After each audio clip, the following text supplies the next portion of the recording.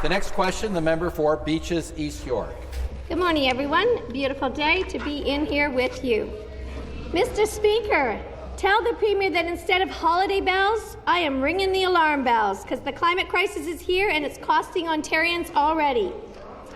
While we wait to hear about the RCMP criminal investigation into the $8.3 billion sale of the Greenbelt, the government could and should read the damning report released last week by the Financial Accountability Officer of Ontario. Spoiler alert, there's a frightening financial impact of the climate crisis on our infrastructure. If we don't begin to proactively plan and build for the extreme weather events that are definitely coming due to climate change, it will cost an extra $4.1 billion per year. Yoo-hoo! Wake up, all you fiscally responsible people. $4.1 billion a year. Question. So my question is to the Premier, when will he wake up, smell the wildfires, and declare a climate emergency in Ontario?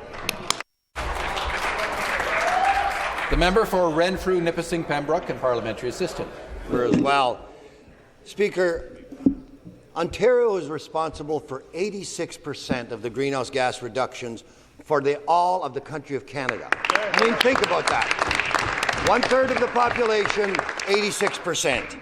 We have done the things that are going to make the impacts. We are leading the world in EV battery production for the electric cars.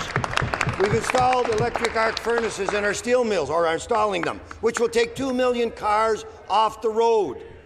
We're investing in nuclear power, clean, green nuclear power.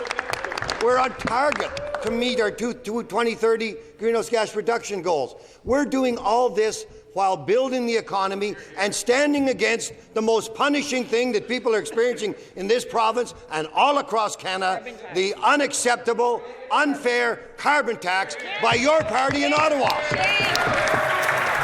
Stop the clock. Stop the clock.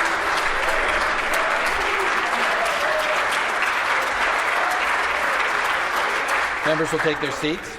Order. Order.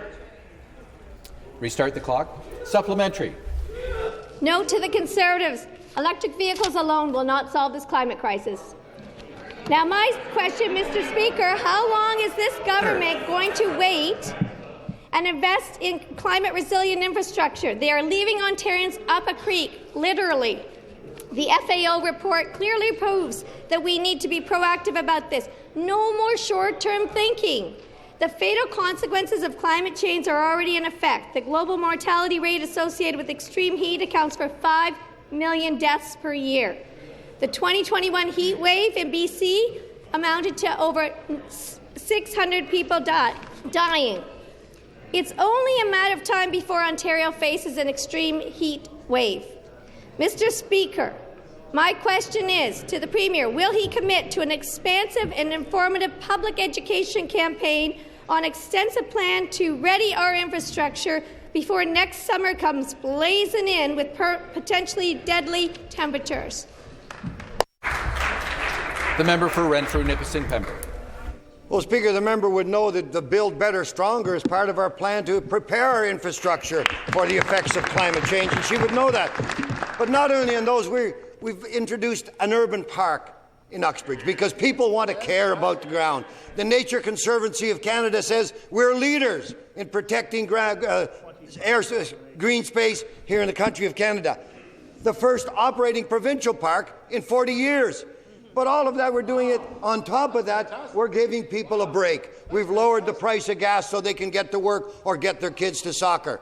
We've taken away the cost of license plate stickers. We're doing all of those things because your party in Ottawa got their hand in their pocket every time they turn around, taking the carbon tax out of their pocket. Everything is costing more because of the carbon tax. There are so many initiatives that this government and every other government could be doing if they weren't taxing the people to death with the carbon tax.